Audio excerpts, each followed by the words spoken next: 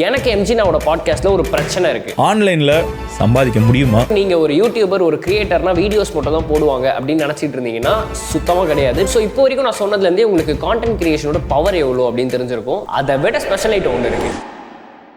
So July 17, 2024 எம்ஜினா, A2D, Tarun Kumar இவங்க எல்லாரும் சேர்ந்து ஒரு பாட்காஸ்ட் விட்டாங்க. ஆன்லைன்ல சம்பாதிக்க முடியுமா? ஆன்லைன்ல இன்னைக்கு யாராவது உள்ளுக்குள்ள வந்தாங்கன்னா சம்பாதிக்க முடியுமா? அண்ட் அந்த பாட்காஸ்ட்டில் 1.5 மணி நேரத்துக்கு வேல்யூ இருந்தாலும் எனக்கு எம்ஜினாவோட பாட்காஸ்ட்டில் ஒரு பிரச்சனை இருக்குது. ஸோ பேசிக்காக இந்த பாட்காஸ்ட்டோட லென்த் 1.5 மணி நேரம். பட் இந்த பாட்காஸ்ட் கொஞ்சம் ஸ்டெப் பை ஸ்டெப்பாக போலையோ. ஸோ பேசிக்காக இந்த இன்டர்நெட் எக்கனாமி, கான்டென்ட் கிரியேஷன் எப்படி லைஃப்பில் சக்ஸஸ்ஃபுல் ஆகுறது, எப்படி ஒரு கிரியேட்டர் ஆகுறது, எப்படி ஒரு கிரியேட்டராகி ஒரு பிஸ்னஸ் ஆரம்பிக்கிறது, இந்த மாதிரி எனக்கு வந்து 1008 DMs வரும். அண்ட் அந்த மெசேஜஸ் எல்லாத்துக்குமே இந்த பாட்காஸ்ட் ஒரு பதிலாக இருக்கும்னு நினச்சேன். பிகாஸ் அது 1.5 மணி நேரம் இருந்துச்சு. பட் அந்த பாட்காஸ்ட்டை நான் பார்த்துட்டு இருக்கும்போது எனக்கு தோணுது என்னன்னா, ஒரு பிகினர் ஏதோ ஒரு கிராமத்தில் இருக்கான், அவனுக்கு இதை பார்த்தா புரியுமா, அவனுக்கு ரெலவன்சி, இந்த மாதிரி ஆஸ்பெக்ட்ஸ்லாம் உனக்கு புரியுமா என்ன அப்படின்றது எனக்கு ஒரு கேள்விக்குறியா இருந்துச்சு. சரி, அப்பதான் ஒரு ஐடியா, நம்ம ஏன் இதை வந்து ரொம்ப சிம்பிளா யார் பார்த்தாலும் ஒரு குழந்தைக்கு கூட எளிமையா புரியுற மாதிரி பிரேக் டவுன் பண்ணக்கூடாது. அண்ட் அதனால தான் இந்த வீடியோ. மற்றபடி அந்த பாட்காஸ்ட் வந்து ஒரு pure value, how to make money online ஓரளவுக்கு ஐடியா இருந்தவங்க பார்த்தா கூட அவங்களுக்கு சம நாலேஜ் கிடைக்கும். பட் பேசிக்கா இருக்கிறவங்க எல்லாருக்குமே நான் இப்போ சொல்றேன். அதனால until then take along with hashtag. So இங்கே எம்ஜி நான் கேட்டதுக்கு பதில் என்னன்னா, ஆன்லைனில் கன்ஃபார்மாக சம்பாதிக்க முடியும். பட் எல்லாராலையும் சம்பாதிக்க முடியுமான்னு கேட்டால் அது ஒரு கேள்விக்குறி. ஆனால் ஒன்று மட்டும் தெரியும், ஃபாரின்ல இருக்கிற ஆண்ட்ரூ டேட்லேருந்து, நார்த்தில் இருக்கிற பியர் பைசப்ஸ்லேருந்து, நம்ம ஊரில் ஒரு பெரிய யூடியூபராக இருக்கிற எம்ஜினாலேருந்து எல்லாருமே வந்து ஒரு பிஸ்னஸ் பண்ணுறாங்க. ஸோ நீங்கள் ஒரு யூடியூபர், ஒரு கிரியேட்டர்னா வீடியோஸ் மட்டும் தான் போடுவாங்க அப்படின்னு நினச்சிட்டு இருந்தீங்கன்னா சுத்தமாக கிடையாது. பிகாஸ் அந்த ஃபாலோவர்ஸ், அதாவது டிஸ்ட்ரிபியூஷனை யூஸ் பண்ண தெரிஞ்ச எல்லா கிரியேட்டர்ஸ்டையும் ஒரு பிஸ்னஸ் இருக்கும். பட் ஒரு கிரியேட்டராக இருக்கிறதுனால இவ்வளோ தான் வந்து அட்வான்டேஜஸா அப்படின்னு நீங்கள் கேட்டிங்கன்னா அதுதான் இல்லை. பிகாஸ் கான்டென்ட் கிரியேஷன்ன்றது ஒரு வின் வின் வின் மாடல். உங்களுக்கு வியூஸ் வரும், இன்ஸ்டாகிராமுக்கு காசு வரும், ஃபாலோவர்ஸ்க்கு நாலேஜ் வரும். ஸோ இதுக்கு பேர் தான் ஒரு win win win model. And எல்லாருக்குமே வந்து இது ஃபியூச்சரில் ஒரு நெசசிட்டி ஆகிடும் நான் அடிச்சு சொல்கிறேன். சரி, அவ்வளோதான் அப்புறம் ஒரு கிரியேட்டரோட கெத்து அப்படின்னு கேட்டிங்கன்னா,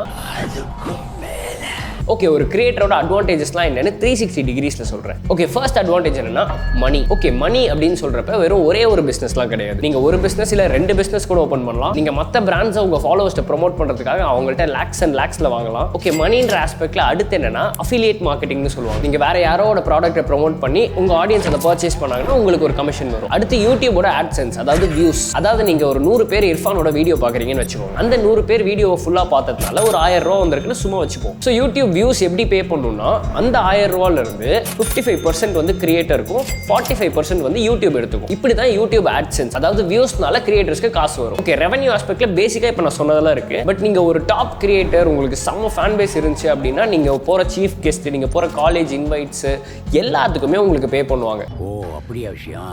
இருங்க, ஒரு கிரியேட்டரா இருந்தா எப்படிலாம் ஏர்ன் பண்ணலாம்னு மட்டும் தான் சொன்னேன். பட் அதை தள்ளி வச்சிருவோம். அதை விட ஸ்பெஷல் ஐட்டம் ஒன்று இருக்கு. 1 இல்ல 5 இருக்கு. தட் இஸ் உங்களை ஜென்யூனா ஸ்டார்டிங்ல இருந்தே பார்த்து சப்போர்ட் பண்ற ஃபாலோவர்ஸ் இருப்பாங்கல்ல. ஸோ அவங்கள தான் நான் இங்க ரொம்ப பெரிய அசெட்டா பார்க்குறேன், அதாவது என் சொத்தா பார்க்குறேன். பிகாஸ் அன்னைக்கு இப்படி தான் என் ஸ்கூல் வழியா போயிட்டு இருந்தேன். 2 சின்ன பசங்க வந்துட்டு, ப்ரோ உங்க யூடியூப் வீடியோஸ் வந்து எனக்கு ரொம்ப பிடிக்கும், நான் வந்து உங்களுக்கு பெரிய ஃபேன் அப்படின்னு ரேண்டமா நான் ரொம்ப லோவா இருந்த மொமெண்ட்ல வந்து சொன்ன நாள் வந்து எனக்கு இன்னுமே மறக்கல.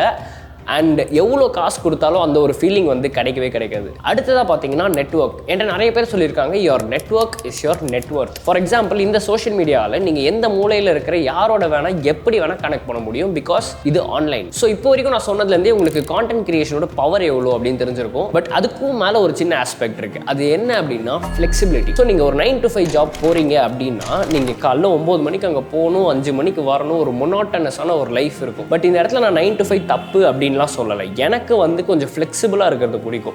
எனக்கு வந்து நான் திடீர்னு நைட்டு வேலை செய்வேன், நான் திடீர்னு ஏர்லி மார்னிங் 7 மணிக்கு 5 மணி அந்த மாதிரிலாம் வேலை செய்வேன். எனக்கு அப்போ வந்து நான் இன்னும் கிரியேட்டிவாக இருக்கிற மாதிரி ஃபீல் ஆகும். ஸோ இதை வந்து நான் ஒரு ஃப்ளெக்சிபிலிட்டியாக பார்க்குறேன். அண்ட் இது எல்லாருக்குமே கிடச்சிடாது. வாவ் சூப்பர் ப்ரோ, இப்போ தான் எனக்கு கான்டென்ட் கிரியேஷன் பார்த்தியே தெரியுது அப்படின்னு நீங்கள் யோசிச்சிங்கன்னா வெயிட் பண்ணுங்க, இன்னும் முடியல. பிகாஸ் இதுதான் வந்து ரியல் வின்னாக நான் பார்க்குறேன். இங்கே ஒரு சின்ன கதை மட்டும் சொல்லிக்கிறேன். பிகாஸ் சின்ன வயசில் எல்லாரும் மாதிரியும் எனக்கும் ஸ்கூலுக்குலாம் பெருசாக போக பிடிக்காது. அண்ட் அப்படி தான் ஸ்போர்ட்ஸ்குள்ளே வந்தேன். ஸ்போர்ட்ஸ்குள்ளே வந்ததுக்கப்புறம் தான் வந்து ஒரு ஹோப்பே இருந்துச்சு லைஃப்பில். எந்த ஸ்கில் செட்ஸும் இல்லை, எந்த நாலேஜும், ஒரு ஜென்ரல் நாலேஜ், ஒரு ஜியாகிரபி, லைக் நார்த் என்ன அந்த மாதிரி ஒரு எதுவுமே தெரியாது எனக்கு. அவ்வளோ ஒரு டம்பாக இருந்தேன். பிகாஸ் எனக்கு தெரிஞ்சது எல்லாமே ஃபுட்பாலோட தெரியும். பட் அதில் நான் ஒரு எக்ஸ்பர்ட்டாக இருந்தேன். பிகாஸ் 17 வயசுலேயே வந்து சீனியர்ஸ்லாம் வந்து பார்த்து என்னடா இவன் இந்த வயசுலேயே இப்படி ஆடுறான், நீலாம் வந்து ரொம்ப பெரிய லெவல் போயிடுவேன் அப்படி இப்படின்லாம் சொல்லுவாங்க. ஸோ அப்போல்லாம் வந்து சூப்பராக இருக்கும். ஆனால் என் நேரம் இந்த நாட்டில் பிறந்ததுனால சம் மணி பாலிடிக்ஸ்னால அது நடக்கலை. பட் இங்கே மேட்ரு அது இல்லை. ஸோ அதெல்லாம் முடிஞ்சு நான் கிவ் அப்பே பண்ணதுக்கப்புறம் எனக்கு வந்து வாழ்க்கையில் என்னடா பண்ணுறதுன்னே தெரியாத மாதிரி ஒரு சுச்சுவேஷனுக்கு போயிட்டேன். அண்ட் ஜென்யூனாக நான் சொன்ன மாதிரி எனக்கு எதுவுமே தெரியாது. ஸோ அடுத்தது என்ன பண்ணுறது லைஃப்பில் அப்படின்ற ஒரு பெரிய கேள்வி இருந்துச்சு. ஸோ அப்போ தான் வந்து என் ஃப்ரெண்டால் கான்டென்ட் கிரியேஷன் ஒரு கரியர் ஆப்ஷன் இருக்குன்னு தெரிஞ்சது. ஸோ அந்த கான்டென்ட் கிரியேஷனை கற்றுக்க ஆரம்பிச்சதுனால எனக்கு என்ன கிடச்சதுன்னு கேட்டிங்கன்னா கண்ணா பின்னான்னு அசிங்கப்பட்டேன். ஸோ அப்படி இருக்கும்போது நிறைய அசிங்கப்பட்டுட்டே இருந்தாலும், நிறைய உழைச்சி கஷ்டப்பட்டுட்டே இருந்தாலும், நிறைய வின்ஸும் கிடச்சிட்டே இருந்தாலும், இது எல்லாத்தையும் விட்டுட்டு என் கூட இப்போ வரைக்கும் அண்ட் ஃபார் எவர் எது இருக்க போகுது அப்படின்னு பார்த்தீங்கன்னா ஸ்கில் செட்ஸ். ஸோ இப்போ கான்டென்ட் கிரியேஷனில் நான் சொன்ன எல்லாத்த விட இதை வந்து நான் ரொம்ப பெரிய ஒரு வேல்யூவாக பார்க்குறேன். பிகாஸ் இது என்னை விட்டு போகவே போகாது. இது வந்து என் நாலேஜ். ஃபார் எக்ஸாம்பிள் எனக்கு ஒரு 100K ஃபாலோவர்ஸ் இருந்தால் கூட திடீர்னு இன்ஸ்டாகிராமே க்ளோஸ் பண்ணிட்டு போயிட்டா எங்கே இருப்பாங்க? எனக்கு நான் back to square one, back to zero ஆகிடும். பட் இந்த ஸ்கில் செட்ஸ், இந்த நாலேஜ்லாம் என்னை விட்டு சாவர வரைக்கும் போகாது. சும்மா இல்லை, எனக்கு தெரிஞ்சு ஒரு 15லேருந்து 20 ஸ்கில் செட்ஸ் இந்த 1.5 வருஷத்தில் நான் மாஸ்டர் பண்ணியிருப்பேன். ஸோ ஒரு கான்டென்ட் கிரியேஷனில் மாஸ்டர் பண்ணுறதுக்கு நான் கற்றுக்கிட்ட ஸ்கில் செட்ஸ்லாம் என்னன்னா, ஃபர்ஸ்ட் ஸ்டீல் லைக் அன் ஆர்டிஸ்ட்னு சொல்லுவேன். ஸோ நீங்கள் எப்போ வந்து உங்கள் காம்படிட்டர்ஸ் யார், என்ன பண்ணுறாங்க, எப்படி இன்ஸ்பயர் ஆகிறீங்க, எவ்வளோ கிரியேட்டிவாக வந்து நீங்கள் ஐடியாஸ் எடுக்கிறீங்க, இது எல்லாமே வந்து steal like an artist skill. அடுத்து ரிசர்ச். ஸோ இந்த ஸ்டீல் லைக் அன் ஆர்டிஸ்ட்டை பண்ணுறதுக்கு நான் நிறைய ரிசர்ச் பண்ண வேண்டியதாக இருந்துச்சு. Like Quora, Reddit, Twitter, LinkedIn, IG, YouTube, இந்த மாதிரி 1008 இடத்துல நீங்கள் ரிசர்ச் பண்ணலாம். ஸோ என்னோட 2வது ஸ்கில் வந்து ரிசர்ச். ஸோ நான் 3வதாக கற்றுக்கிட்ட ஸ்கில் ஐடியேஷன். ஸோ ஒரு சின்ன வத்தி குச்சியா அந்த அமேசான் கார்ட்டில் பற்றிக்கிட்டு இருந்தால் எப்படி ஃபுல்லாக எரியுமோ அந்த மாதிரி ஒரு சின்ன ஐடியாவால் உங்களை எங்கேயோ கூட்டு போகிற அளவுக்கான பவர் இருக்குது. ஸோ 4வது ஸ்கில் செட்டாக நான் என்ன பார்க்குறேன் அப்படின்னா செல்ஃப் ரியலைசேஷன். ஸோ என் பாஸ்ட்டில் என்னெல்லாம் இருக்குது, நம்ம ஏன் இப்படி இருக்கோம், நம்ம என்ன பண்ண போகிறோம், நம்மளோட ஒரு பர்பஸ் என்ன, இது எல்லாமே வந்து ஒரு செல்ஃப் ரியலைசேஷன் இருந்தால் மட்டும்தான் உங்களுக்கு கிடைக்கும். அண்ட் அந்த செல்ஃப் ரியலைசேஷன் இருந்தால் தான் நீங்கள் ஒரு சக்ஸஸ்ஃபுல் கிரியேட்டர் ஆக முடியும். அண்ட் ஆப்வியஸ்லி உங்கள் லைஃப்பும் அப்போ தான் சக்ஸஸ்ஃபுல்லாக இருக்கும். அண்ட் 5வதாக எனக்கு ரொம்ப பிடிச்ச ஸ்கில் செட் அண்ட் இது ஒரு லைஃப் ஸ்கில்னு சொல்லுவேன், ஸ்டோரி டெல்லிங். ஸோ இந்த உலகத்தில் எல்லாமே கதை தான். ஐ மீன் நீங்கள் ஒரு நைக்கி பிராண்ட் எடுத்துக்கோங்க, உங்கள்கிட்ட ஷூ செல் பண்ணல, ஒரு ஸ்டோரியை செல் பண்ணுறாங்க. ஏன் நீங்கள் உங்கள் ஃப்ரெண்ட்ஸ்கிட்ட டெய்லி பேசுவீங்கல்ல, அதெல்லாமும் ஒரு கதை தான். சரி, ஏன் நீங்கள் சின்ன வயசில் தூங்கணும்னா கூட உங்கள் அம்மா உங்களுக்கு சொல்கிறது ஒரு கதை தான். ஸோ எஸ், ஸ்டோரி டெல்லிங் அப்படின்ற ஸ்கில்லை மாஸ்டர் பண்ணுறதுக்கும் கான்டென்ட் கிரியேஷன் எனக்கு ரொம்ப ரொம்ப ஹெல்ப்ஃபுல்லாக இருந்துச்சு. 6வதா ரைட்டிங். ஸோ ஸ்கூலுக்கு போகிறதுக்கே பயந்த ஒரு பையன், காலேஜுக்கு பேக் எடுத்துகிட்டு போகாத ஒரு பையன், டெய்லி காலையில் 7 மணிக்கு இல்லை நைட் 2 மணிக்கு உட்காந்து எழுதிக்கிட்டே இருக்கேன்னு சொன்னால் நம்புவீங்களா?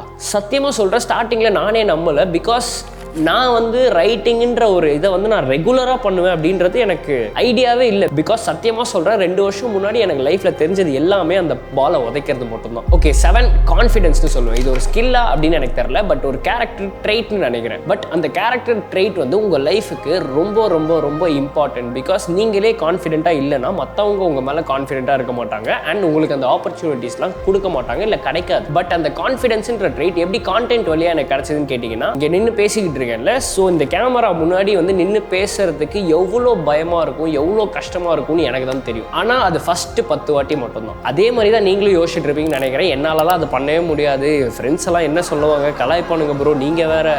மிஸ்டர் பீஸ்ட் என்ன சொல்லியிருக்காரு? Your first video is not going to give views. Period. It's not. Your first 10 are not going to give views. I can very confidently say that. அங்கே என்ன பண்ணணும்னா, யார் என்ன சொன்னா என்ன அப்படின்னு சொல்லிட்டு கான்ஃபிடென்ட்டாக ஸ்டார்ட் பண்ணணும். 2வது, யார் நம்மளை பார்த்து கலாய்ச்சா என்ன அப்படின்ட்டு 10 வாட்டி கேமரா முன்னாடி வந்து நில்லுங்க. இந்த கேமரா வந்து உங்கள் ஃப்ரெண்ட் ஆகிடும். ஸோ பேசிக்காக எனக்கு கேமரா ஃபியராக இருந்தது, இப்போ ஒரு கேமரா ஃப்ரெண்டாக இருக்குது. ஸோ அதுவும் வந்து கான்ஃபிடென்ட்டாக நீங்கள் ஃபஸ்ட்டு 10 வாட்டி இங்கே வந்து நின்று பேசுறதுனால தான். 8 வந்து பேசிக் சைக்காலஜின்னு சொல்லுவேன். பிகாஸ் கான்டென்ட் கிரியேஷனை பொறுத்த வரைக்கும் it's not about you, it's about the audience. அதாவது வியூவர்ஸ், அவங்க என்ன யோசிப்பாங்க, அவங்களுக்கு என்ன பிடிக்கும், அவங்களுக்கு என்ன பிடிக்காது, இப்படி யோசிச்சு தான் நீங்கள் வந்து வீடியோஸ் போடணும். அண்ட் இந்த கான்டென்ட்டுக்காக சைக்காலஜிக்கலாக யோசிச்சு ஸோ இப்போ ரியல் லைஃப்லையும் எனக்கு பேசிக் சைக்காலஜி அப்படின்ற ஸ்கில் ஓரளவுக்கு வந்திருக்கு. 9வதா நான் கேமரா ப்ரெசன்ஸ் அண்ட் கிரியேட்டிவ் எடிட்டிங்னு சொல்லுவேன். ஸோ கேமரா ப்ரெசன்ஸ் அப்படின்றப்ப இந்த இடத்துல நான் நின்று வந்து எவ்வளோ அழகாக என்னை ப்ரெசென்ட் பண்ணிக்கிறேன், எவ்வளோ எனர்ஜெட்டிக்காக ப்ரெசென்ட் பண்ணுறேன், எவ்வளோ எந்தூசியாஸ்டிக்காக பேசுகிறேன், இதெல்லாம் தான் வந்து கேமரா ப்ரெசன்ஸ்னு சொல்லுவேன். பிகாஸ் இதை தான் ஆடியன்ஸ் பார்க்குறாங்க, கரெக்டாக. அண்ட் கிரியேட்டிவ் எடிட்டிங்ன்றப்ப எனக்கு எடிட்டிங் அப்படின்ற ஸ்கில் தெரிலனாலும் கிரியேட்டிவ் எடிட்டிங் ஆடியன்ஸ்க்கு என்ன பிடிக்கும் அப்படின்றத கால்குலேட் பண்ணி இப்படி அந்த எடிட் வரணும், இப்படி இந்த எடிட் மாறணும், இங்கே வந்து இந்த சவுண்ட் எஃபெக்ட் வரணும், இங்கே வந்து இந்த மாண்டேஜ் வரணும், இப்படிலாம் வந்து சொல்கிறது பேர் creative editing. And last but not the least, என்னோட மோஸ்ட்